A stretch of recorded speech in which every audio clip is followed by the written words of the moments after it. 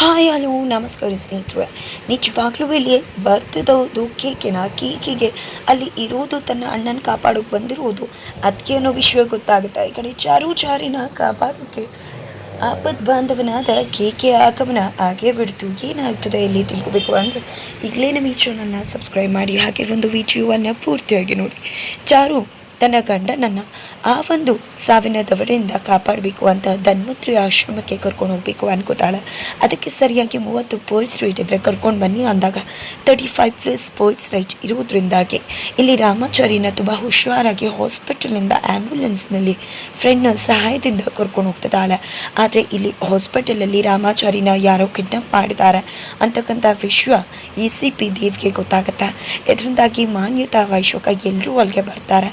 ಈ ಕಡೆ ACP ದೇವ್ ಮಾತ್ರ ಆ ಒಂದು ವಿಷಯನ ಪೊಲೀಸವ್ರಿಗೆ ಹಾಗೆ ರೌಡಿಗಳಿಗೆ ತಿಳಿಸ್ತಾರೆ. ಯಾವುದೇ ಕಾರಣಕ್ಕೂ ಕೂಡ ರಾಮಾಚಾರಿ ಮಿಸ್ ಆಗಬಾರ್ದು, ನೀವು ಫಾಲೋ ಮಾಡಿ ಅಂತ ರೌಡಿಗಳಿಗೆ ಹೇಳಿದ್ರೆ ಈ ಕಡೆ ಪೊಲೀಸವ್ರಿಗೆ ಹೋಗಿ ಆ ಕೇಕೆ ಹಿಂದೆ ಹೋಗಿ ಅರೆಸ್ಟ್ ಮಾಡಿ, ಏನಾದರೂ ಸಿಗ್ತಾ ಇದ್ರೆ ಅವನು ಕರ್ಕೊಂಡು ಹೋಗ್ತಿರೋ ಇಬ್ಬರನ್ನ ಕೂಡ ಮುಗಿಸ್ಬಿಡಿ ಅಂತ ಹೇಳ್ತಾರೆ. ಈ ಕಡೆ ಪೊಲೀಸವ್ರು ಕೂಡ ಚಾರು ಬೆನ್ನಿಂದೆ ಹೋಗ್ತಿದ್ದಾರೆ. ಈ ಕಡೆ ರೌಡಿಗಳಿಗೂ ಕೂಡ ಆಲ್ರೆಡಿ ಅಲ್ಲಿರ್ತಕ್ಕಂಥದ್ದು ಕೇಕೆ ಎಲ್ಲ ರಾಮಾಚಾರಿ ಅಂತ ಗೊತ್ತಿದೆ, ಅವ್ರಿಗೂ ಕೂಡ ಅವರಿಬ್ಬರನ್ನ ಮುಗಿಸ್ಬಿಡಿ ಅಂತ ಹೇಳ್ತಾರೆ. ಈ ಕಡೆ ರೌಡಿಗಳು ಕೂಡ ಚಾರು ಬೆನ್ನಿಂದೆ ಹೋಗ್ತಿದ್ದಾರೆ. ಈ ಕಡೆ ಚಾರು ಇಬ್ಬರು ಕೂಡ ಆ್ಯಂಬುಲೆನ್ಸಲ್ಲಿ ಹೋಗ್ತಿದ್ದಾರೆ. ಈ ಕಡೆ ಡ್ರೈವರ್ನ ಅಡ್ಡದಾರಿಯಲ್ಲಿ ಹೋಗಿ ಮೇನ್ ರೋಡಲ್ಲಿ ಬೇಡ, ನಾನು ತೋರಿಸ್ತೀನಿ ಅಂತ ಹೇಳ್ತಾಳೆ ಚಾರು. ಬಿಕಾಸ್ ಮೇನ್ ರೋಡಲ್ಲಿ ಪೊಲೀಸವ್ರು ಬರ್ಬೋದು ಅಂತ.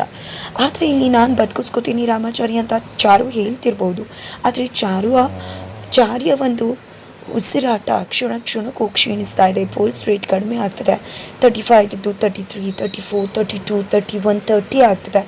ಏನಿದು, ನಾವು ಆದಷ್ಟು ಬೇಗ ತಲುಪಬೇಕು, 30 ಇರಬೇಕು ಅಂದರು. ಆದರೆ ಇಲ್ಲಿ ಕಡಿಮೆ ಆಗ್ತಿದೆಯಲ್ಲ, 35 ಇದ್ದಿತ್ತು 30 ಒಳಗೆ ಆಗಿಬಿಟ್ರೆ ಏನು ಮಾಡೋದು ಅಂತ ಪೇಚಾಡ್ತಿದ್ದಾಳೆ. ಆದರೆ ಅಷ್ಟರಲ್ಲಿ ಈ ಕಡೆ ಕೇಕಿಗೂ ಕೂಡ ವಿಷಯ ಬಂದು ಮುಟ್ಟುತ್ತೆ. ಬಿಕಾಸ್ ಕೇಕೆಗೆ ಫೋನ್ ಮಾಡ್ತಾರೆ ಈ ರೀತಿ ಆಗಿದೆ ಅಂತ. ಅದಕ್ಕೂ ಮುಖ್ಯವಾಗಿ ಕೇಕೆ ಇವರು 3 ಜನನೂ ಕೂಡ ಮುಗಿಸ್ಬಿಡ್ಬೇಕು, ನನ್ನ ಅಣ್ಣಂಗೆ ಅಂತ ಸ್ಥಿತಿ ತಂದಿದ್ದಾರೆ, ಯಾವುದೇ ಕಾರಣಕ್ಕೂ ಇವ್ರನ್ನ ಉಳಿಸ್ಲೇಬಾರ್ದು ಅಂತ ಡಿಸೈಡ್ ಮಾಡ್ತಾರೆ. ಹೇಗೂ ಜೈಲಿಗೆ ಹೋಗ್ತಿದ್ದೀನಿ, ಇವರನ್ನೆಲ್ಲ ಮುಗಿಸೇ ಜೈಲಿಗೆ ಹೋಗ್ತೀನಿ ಅಂತ ತೀರ್ಮಾನ ಮಾಡ್ತಾರೆ. ಆದರೆ ಪೊಲೀಸ್ ಅಂತೂ ಕಾಲ್ ಮಾಡಿ, ನೋಡು ಈ ರೀತಿ ರಾಮಾಚಾರಿನ ಯಾರೋ ಕಿಡ್ನಾಪ್ ಮಾಡ್ಕೊಂಡು ಹೋಗ್ತಿದ್ದಾರೆ, ಹೋಗಿ ನೀನು ಅವರನ್ನು ಮುಗಿಸ್ಬಿಡ್ಬೇಕು ಅಂತ ಹೇಳ್ತಾರೆ. ಅವರನ್ನು ಮುಗಿಸೋದ ಮೊದಲು ನಿಮ್ಮನ್ನು ಮುಗಿಸ್ಬೇಕು ಅಂತ ಹೇಳಿ ಇವ್ರ ಹತ್ರಕ್ಕೆ ಬರ್ತಿದ್ದಾರೆ. ಅಷ್ಟರಲ್ಲಿ ಈ ಕಡೆ ACP ದೇವ್ರಂತೂ ತುಂಬ ಸ್ಟ್ರೆಸ್ ಆಗಿಬಿಟ್ಟಿದ್ದಾರೆ, ಟೆನ್ಷನ್ ಶುರು ಆಗಿಬಿಟ್ಟಿದೆ. ಇಷ್ಟು ದಿನ ಹೀಗೋ ಕಾಪಾಡ್ಕೊಂಡು ಬಂದೆ, KK ರಾಮಾಚಾರಿ ಬೇರೆ ಅಲ್ಲ ಅಂತ. ಈಗೇನಾದರೂ ಗೊತ್ತಾಗ್ಬಿಟ್ರೆ, ಅವನು ಒಳಗಡೆ ಇದ್ದಷ್ಟು ಒಳ್ಳೇದಿತ್ತು, ಹೊರಗಡೆ ಕರ್ಕೊಂಡು ಹೋಗಿದ್ದಾರೆ, ಪ್ರೂವ್ ಮಾಡಿಬಿಟ್ರೆ ನಮಗೆಲ್ಲ ಗೊತ್ತಿತ್ತು ಇದನ್ನು ಮಾಡಿದ್ವಿ ಅಂತ ನಮ್ಮ ಕತೆ ಮುಗಿಸ್ಬಿಡ್ತಾರೆ, ಸಿಕ್ಕಾಕೊಂಡ್ಬಿಡ್ತೀವಿ, ನನ್ನ ಕೆಲಸ ಹೋಗುತ್ತೆ, ದೊಡ್ಡ ಅವಮಾನ ಆಗುತ್ತೆ, ಖಂಡಿತ ಜೈಲಿಗೆ ಹೋಗಿ ಮುದ್ದೆ ಮುರಿಬೇಕಾಗತ್ತೆ ಅಂತ. ಈ ಕಡೆ ಮಾನ್ಯತಾಗಿ ಟೆನ್ಷನ್ ಆಗ್ತದೆ. ಈ ವೈಶ್ವಾಕ ನನ್ನೂ ಸಿಕ್ಸಾಕ್ಬಿಡ್ತೀರಾ ಪ್ಲೀಸ್, ನಾನು ಬಾಳು ಬದುಕಬೇಕಾಗಿರೋಳು, ದಯವಿಟ್ಟು ನನ್ನನ್ನಂತೂ ಸಿಕ್ಸಾಕಬೇಡಿ ಅಂತಿದ್ರೆ ಅಷ್ಟರಲ್ಲಿ KK ಬರ್ತಾನೆ. ಅವ್ರ ಮಾತುಗಳನ್ನೆಲ್ಲ ಕೂಡ ಕೇಳಿಸ್ಕೊತಾನೆ. ನಂತರ KKನ ನೋಡಿ, ಇಲ್ಲಿಗೆ ಯಾಕೆ ಬಂದಿದ್ಯಾ ನೀನು, ಅವ್ರಿಗೆ ಬಂದಿದ್ದೆ ಹೋಗು ಅಂತ ಹೇಳಿದ್ದು. ಈಗ ಹೇಳ್ತಿದ್ದೀವಿ ಕೇಳಿಸ್ಕೊ, ಅವನ್ನ ಯಾರೋ ಕಿಡ್ನಾಪ್ ಮಾಡಿಕೊಂಡು ಕರ್ಕೊಂಡು ಹೋಗ್ತಿದ್ದಾರೆ. ಆದರೆ ಯಾವುದೇ ಕಾರಣಕ್ಕೂ ಕೂಡ ಅವರಿಬ್ಬರನ್ನ ಬಿಡಬಾರ್ದು, ಹೋಗಿ ಅವರಿಬ್ಬರನ್ನ ಕೂಡ ಶೂಟ್ ಮಾಡಿಬಿಟ್ಟು ಸಾಯಿಸ್ಬಿಡು ಅಂತ ಹೇಳ್ತಾರೆ. ಈ ಕಡೆ KK, ಏನು ಅವ್ನು ಎಂದೇ ನೀವು ರೌಡಿಗಳು ಪೊಲೀಸವ್ರನ್ನೆಲ್ಲ ಬಿಟ್ಟಿದ್ದಾರಾ, ಅವ್ರನ್ನ ನಾನು ಮೊದಲು ಕಾಪಾಡಬೇಕು, ನನ್ನ ಅಣ್ಣನ ಕಾಪಾಡ್ತಿರೋದು ಯಾರೋ ಅವರನ್ನು ಕಾಪಾಡಿ ಆ ನಂತರ ನಿಮ್ಮನ್ನು ಬಂದು ಮುಗಿಸ್ತೀನಿ ಅಂತ ಹೇಳಿ KK ತನ್ನ ಫ್ರೆಂಡ್ನ ಕರೆಸ್ಕೋತಾರೆ. ಅವ್ರ ಜೊತೆ ಫೈಟ್ ಮಾಡಬೇಕು ಅಂದರೆ ಕೆಲವೊಂದು ಟೂಲ್ಸ್ ಬೇಕಾಗುತ್ತೆ, ಗನ್ನು, ಚಾಕು, ಮಚ್ಚು ಎಲ್ಲನೂ ಕೂಡ ಇಸ್ಕೋತಾರೆ. ಫೈನಲಿ ಹೋಗ್ತಿದ್ದಾರೆ ಆ ಒಂದು ಹೈವೇನಲ್ಲಿ. ಈ ಕಡೆ ಚಾರಿ ಹೋಗ್ತಿದ್ರೆ ಅಷ್ಟರಲ್ಲಿ ಈ ಕಡೆಯಿಂದ ಪೊಲೀಸವರು, ಆ ಕಡೆಯಿಂದ ರೌಡಿಗಳು ಫೈನಲಿ ಅಟ್ಯಾಕ್ ಮಾಡೇ ಬಿಡ್ತಾರೆ.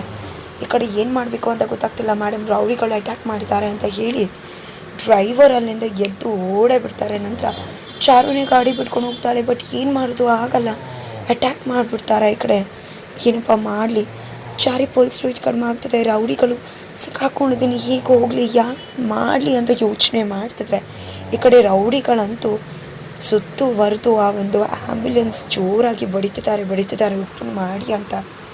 ಈ ಕಡೆ ಹೆದ್ರೋಗ್ತಿದ್ದಾಳೆ ಚಾರು. ಈ ಕಡೆ ಶೂಟ್ ಮಾಡೋಕ್ಕೆ ಹೋಗ್ತಿದ್ದಾರೆ ಹೊರಗಡೆಯಿಂದ. ಅಷ್ಟರಲ್ಲಿ ಚಾರು ಇರೋ ರೇಂಜಲ್ಲಿ ಹೆಲ್ಮೆಟ್ ಹಾಕ್ಕೊಂಡು ಬಂದಿದ್ದೆ, ಹೆಲ್ಮೆಟ್ ಹಾಕ್ಕೊಂಡು ಎಲ್ಲರ ಜೊತೆ ಫೈಟ್ ಮಾಡ್ತಿದ್ದಾರೆ. ಈ ಕಡೆ ಏನಾಗ್ತದೆ ಅಂತ ಚಾರುಗೆ ಶಾಕ್ ಆಗ್ತದೆ. ಫೈನಲಿ ಇಲ್ಲಿ KK ಆ್ಯಂಬುಲೆನ್ಸ್ ಹೋಗೋದಕ್ಕೆ ಒಂದು ಅವಕಾಶ ಮಾಡಿಕೊಡ್ತಿದ್ದಾನೆ. ಫೈನಲಿ ಎಲ್ಲರನ್ನೂ ಚೆನ್ನಾಗಿ ಹೊಡೆದು ಬಡ್ದು ಆ್ಯಂಬುಲೆನ್ಸ್ನ ರಿಲೀಸ್ ಮಾಡ್ತಾನೆ, ಫ್ರೀ ಮಾಡ್ತಾನೆ.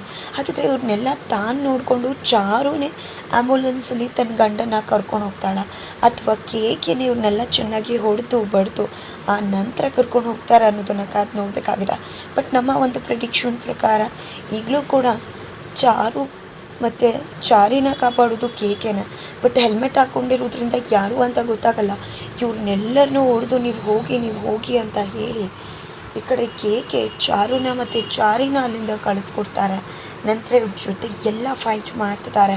ಬಟ್ ಅಲ್ಲಿ ಚಾರುಗೆ ಗೊತ್ತೇ ಆಗಲ್ಲ ತನ್ನ ರಿಲೀಸ್ ಮಾಡಿದ್ದು, ಕಾಪಾಡಿದ್ದು ಯಾರಿರ್ಬೋದು ಅಂತ. ಫೈನಲಿ ಇಲ್ಲಿ ಅವ್ರಿಗೆ ಥ್ಯಾಂಕ್ಸ್ ಹೇಳಿ ತನ್ನ ಚಾರಿನ ಕರ್ಕೊಂಡು ಸೇಫಾಗಿ ಧನ್ವಂತ್ರಿ ಆಶ್ರಮನ ತಲುಪ್ತಾಳೆ. ಆದರೆ ಆಗಲೂ ಕೂಡ ಚಾರಿ ಜೀವನ ತುಂಬಾ ಕ್ರಿಟಿಕಲ್ ಆಗಿದೆ. ಪೋಲ್ಸ್ ರೇಟು ತುಂಬಾ ಕಡಿಮೆ ಇದೆ.